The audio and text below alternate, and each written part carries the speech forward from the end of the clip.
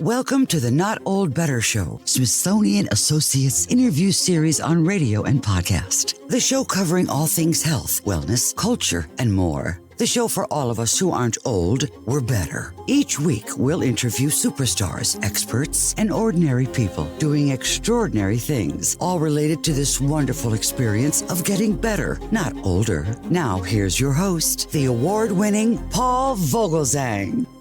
Welcome to today's Smithsonian Associates interview series episode here on the Not Old Better Show on radio and podcast, where we journey back to the 12th century, a time when power, faith, and politics collided in a deadly struggle that changed the course of history.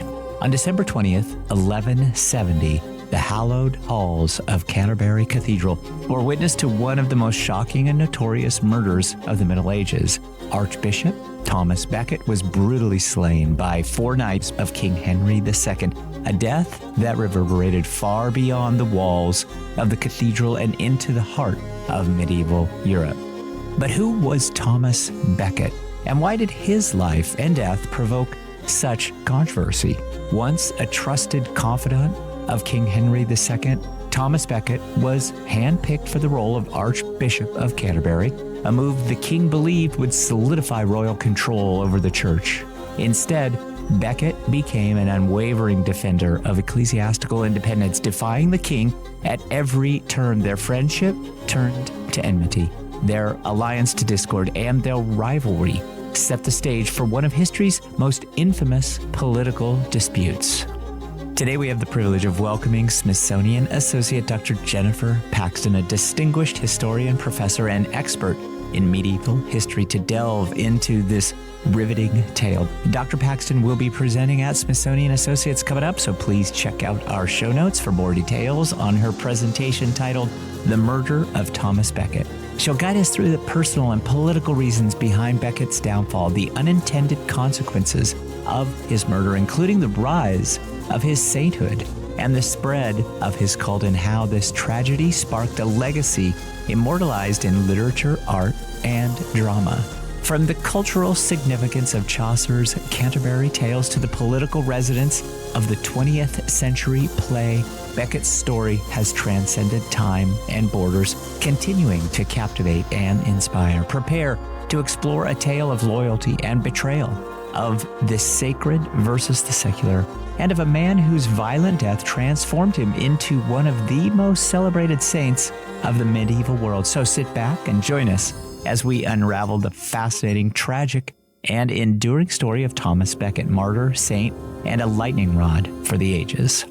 Smithsonian Associate Dr. Jennifer Paxton, welcome to the program.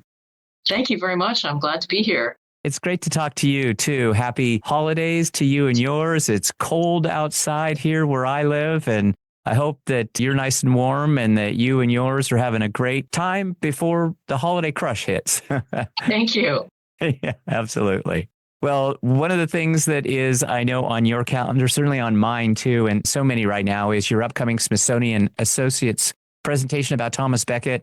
I'm really excited to talk about this. I found that I didn't know as much as I thought I knew, not egotistically, but I always enjoy learning. Our audience does too. Why don't we start with briefly tell us what we will learn from you in your presentation and how you'll use Zoom to engage our audience, because I think that'll be a fascinating component to this. Sure. Too. So I'm going to tell the really dramatic story of how Thomas Becket's martyrdom came to be. So why did Thomas Becket, Archbishop of Canterbury, end up being murdered in his cathedral in 1170 by knights of King Henry II of England? This was the crime of the century in the 12th century. It was the most famous murder in the Middle Ages, probably.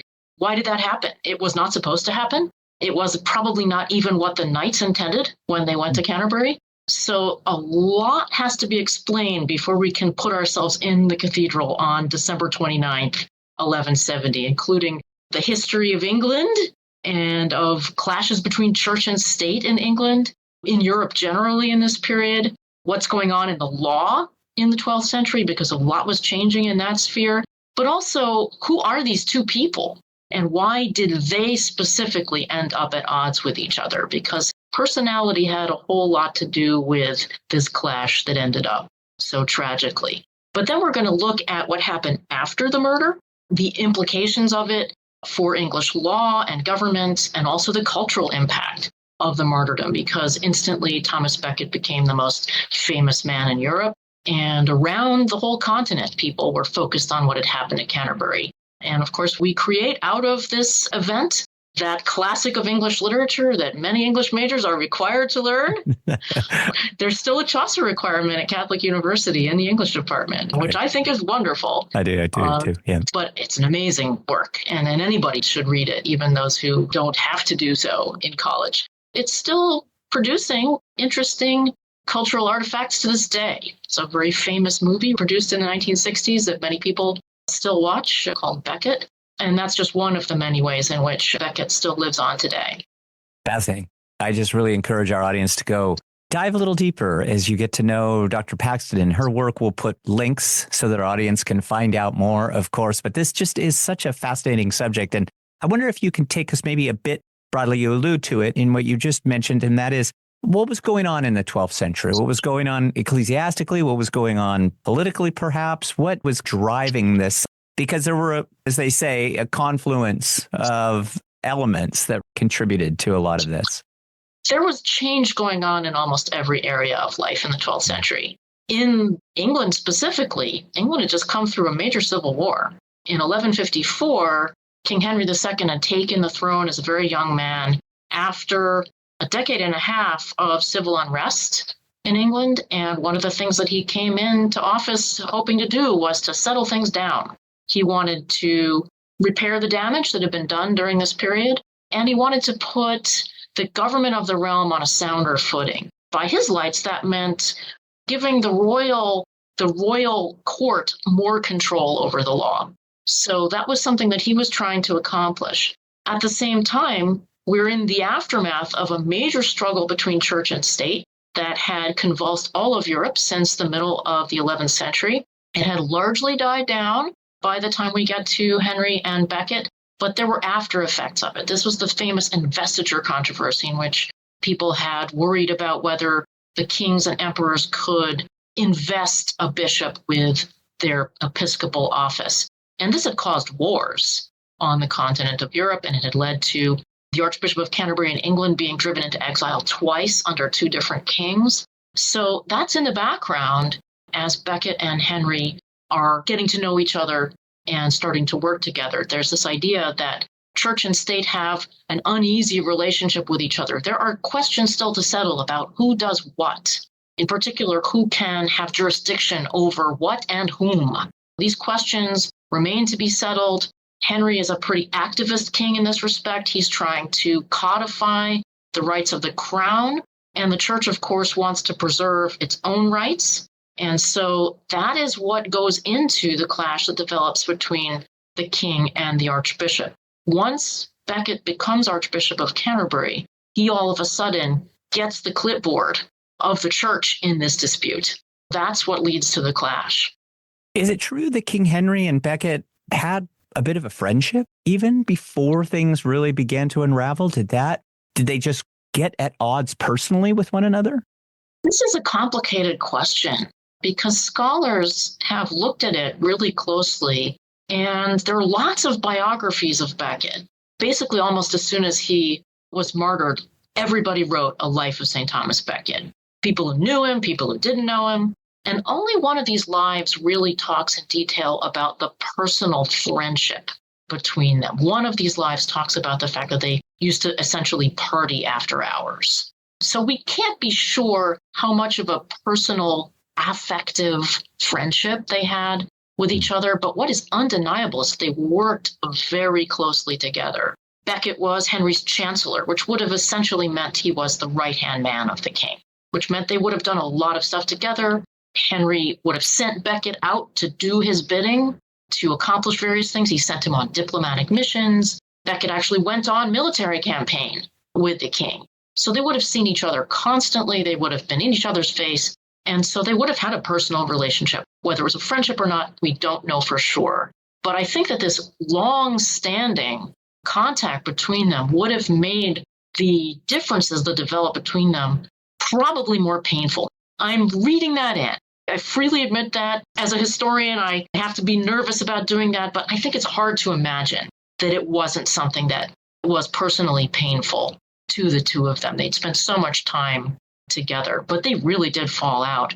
And Henry was famously an irascible sort, the famous Angevin temper. The Angevins were the dynasty that he belonged to, involved such displays as the king falling to the ground and gnawing on the rushes on the ground, the sort of plants that were spread on the ground to absorb refuse. And he would do this sort of in a frenzy, like, I'm so angry that I can scarcely control myself. This is the sort of thing that would probably, Becket would have driven him to this during the height of the dispute. So there definitely is a personality issue involved. And both of them were famously pretty inflexible. And that was definitely not going to help in a situation in which there were lots and lots of little picky details to be negotiated. And both of them ended up drawing lines in the sand. And it was pretty hard to get to compromise when you did that. And ultimately, King Henry used this phrase, and I wonder if you'll give us a little bit of a test of its credibility too, because it's such a famous phrase that's being used everywhere. Who will rid me of this troublesome priest? And I wonder if you'll tell us a little bit about that, whether or not that has some accuracy to their relationship. Had their relationships just deteriorated so much that at that point, we were just seeing King Henry throw up his hands or gnashing teeth over Becket and his sense of personal enmity about these many subjects? Well, alas, I need to bust a little bit of a myth here. Okay.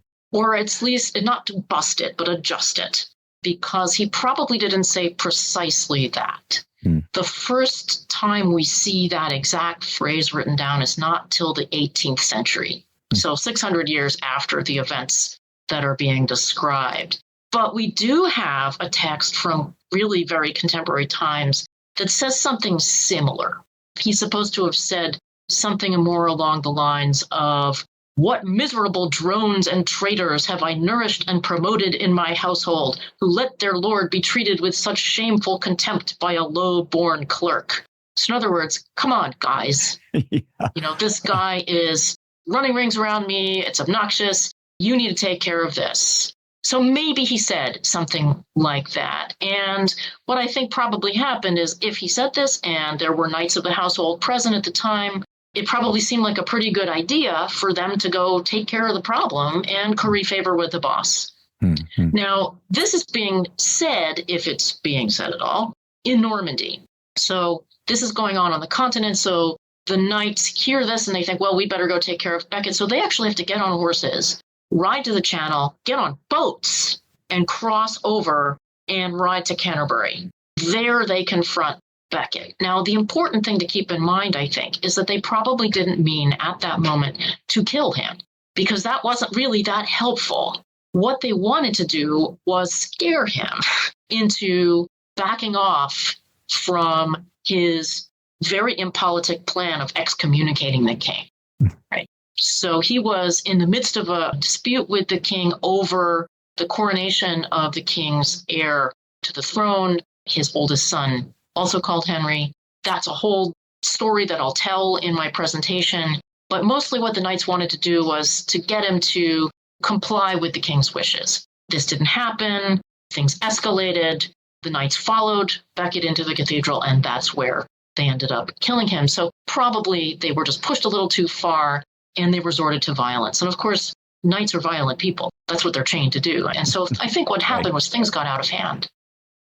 Hi, it's Paul. Do you love entertaining, informative, eclectic, insightful programs about culture, health, science, life, and everything Smithsonian? As part of our Smithsonian Associates interview series on radio and podcast, we're introducing you to the new Smithsonian Associates streaming series. Smithsonian, a nonprofit organization, is excited to present this new aspect of their 55 years as the world's largest museum-based educational program. Join us from the comfort of your home as we periodically interview Smithsonian Associate guest speakers.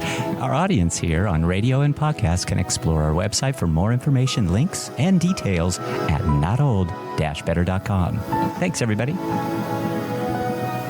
Smithsonian Associate Historian Dr. Jennifer Paxton's our guest today. Dr. Paxton will be presenting at Smithsonian Associates coming up. Please check out our show notes today for more information and details about Dr. Paxton's upcoming presentation about Thomas Becket. It is fascinating to talk to you about this subject. So let's jump ahead. So post the visit from the Knights to Canterbury, there's so much impact of this act throughout the kingdom.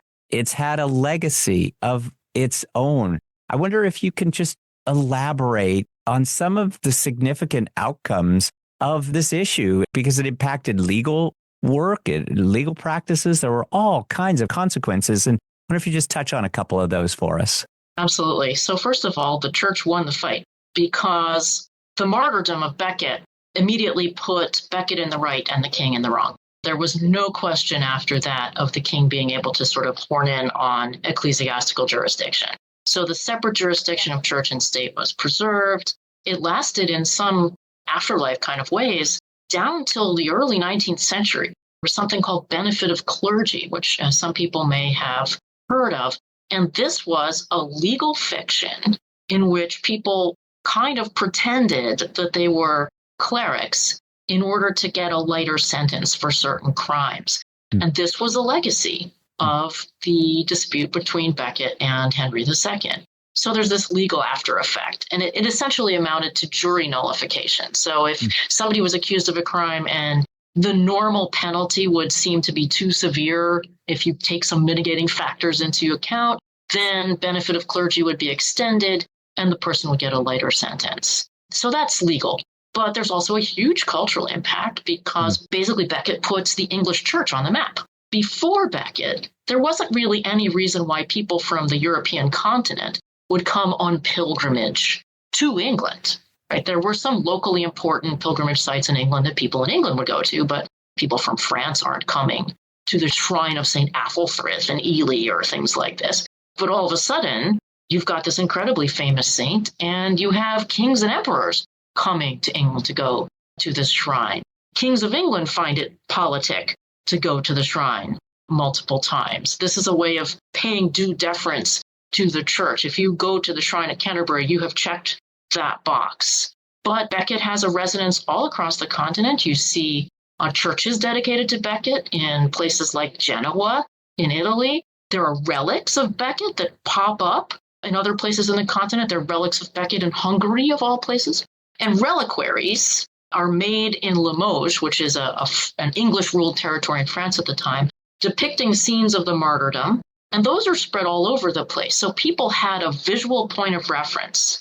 So people see an image of these knights chopping Thomas Becket with their swords on these little reliquaries. It's incredibly vivid, violent scene. This is going to remind people that you have to be a little wary of the state. The church, it has a status. It's a card it can play. So I think that's another huge significance of the Becket dispute. Dr. Jennifer Paxton, thank you so much for your time today. Just one final question for you. I know you're very busy during this time of year, and we certainly appreciate the opportunity to talk to you again. Remember, please check out our show notes today for more information about Dr. Paxton and her upcoming presentation. But if you could just tell us about one lesson that we could take away from this conflict between Henry and Becket, and what would that be? And how does that even resonate today with some of the church and state relations that we see going on throughout the world? The biggest legacy of this dispute, I think, is the need for discussion and compromise. There were many points during this dispute at which it could have been settled. There are many points when the issues, they came close together and then far apart again. And in each case, there was some stubbornness involved. There was some feeling that you didn't want to accept half a loaf because that would have been a betrayal of your ideological commitments. I think this is a dynamic we're familiar with to this very day. I'm not going to name particular conflicts, but your audience can probably supply some of the ones that might be popping into my mind. It's very important to look at the issues and get down to the nitty-gritty of how two sides can come together. Otherwise, it can end in tragedy. Dr. Paxton, we're looking forward to your presentation on Thomas Becket. I just think this is going to be just a fascinating one. I could talk to you for a lot longer. maybe you'll come back and join us again. And I'll be selfish and ask that of you at some point. If you're doing more work on this subject, we'd love to hear from you and all of your existing work and historian efforts. Please join us again. But thank you so much for your time. Have a great rest of your day. And we look forward to seeing you at your upcoming Smithsonian Associates presentation. Thank you. It was a great pleasure. My thanks to Smithsonian Associate Dr. Jennifer Paxton. Dr. Paxton will be presenting at Smithsonian Associates coming up, so please check out our show notes for more details on her presentation titled The Murder of Thomas Becket. My thanks to the Smithsonian team for all they do to support the show. My thanks to our executive producer, Sam Hanniger, for all of his work. My thanks to you, our wonderful audience here on radio and podcast. Be well, be safe, and let's talk about better. The Not Old, Better Show Smithsonian Associates interview series, available on terrestrial radio and podcast. Thanks, everybody. We will see you next time. Thanks for joining us this week on the Not Old, Better Show, Smithsonian Associates interview series on radio and podcast. To find out more about all of today's stories or to view our extensive back catalog of previous shows, simply visit notold-better.com. Join us again next time as we deep dive into some of the most fascinating real-life stories from across the world, all focused on this wonderful experience of getting better, not just older. Let's talk about better. The Not Old, Better Show. Hi, one final thing. Please check out our website for this episode and all episodes at notold-better.com, or subscribe to the podcast on Apple Podcasts, and be sure to check out your local radio stations to find out more about the Not Old, Better Show on podcast and radio. You can find us all over social media. Our Twitter feed is Not Old Better, and we're on Instagram at Not Old Better too. The Not Old Better Show is a production of NOBS Studios. I'm Paul Vogelsang, and I hope you'll join me again next time to talk about better. The Not Old, Better Show. Thanks, everybody. We'll see you next week.